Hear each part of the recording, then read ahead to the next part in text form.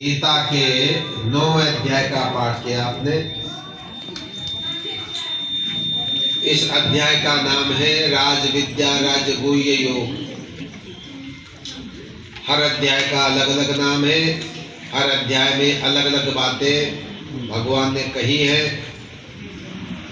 इस अध्याय में भगवान ने कहा विद्याओं का राजा कौन है, कौन सी ऐसी विद्या है जिसको प्राप्त करने पर जन्म मरण से मुक्ति मिल जाती है, और सबसे गोपनीय वस्तु क्या है। हमें जिस वस्तु को छुपा के रखना है अपने जीवन में, कमाना भी और छुपाना भी है।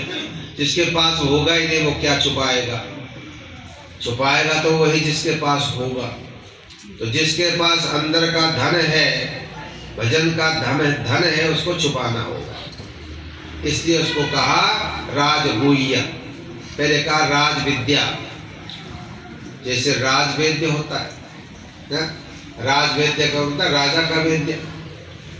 तो यहाँ पर राजविद्या का मतलब है विद्याओं में जो सबसे श्रेष्ठ है, वो कहते हैं राजविद्या। राजगुह्य, गोपनीय रखने योग्य वस्तु जितने भी है उनमें सबसे गुप्त है और श्रेष्ठ है, सबसे महत्व का है, उसको कहते हैं राज। राज मैंने राजा, मैंने महत्वशाली। तो राजविद्या राजगुह्य नाम से ये अध्याय है। विशेष रूप से ये योग का अध्याय है, अध्यात्म योग का अध्याय है। जो अगर हम देखेंगे विद्याओं का राजा क्या है, तो अध्यात्म ज्ञान, भगवान कहते हैं अध्यात्म विद्याओं में अध्यात्म ज्ञान में हो। तो यहाँ भगवान ने कहा देखो अर्जुन, क्योंकि तू मुझ में किसी प्रकार का दोष नहीं देखता है, तो मुझ में कमी नहीं देखता है। तो जितने भक्त हैं कोई न कोई कमी देखते हैं मुझे, कहते भगवान में ये कमी है, भगवान में ये कमी है।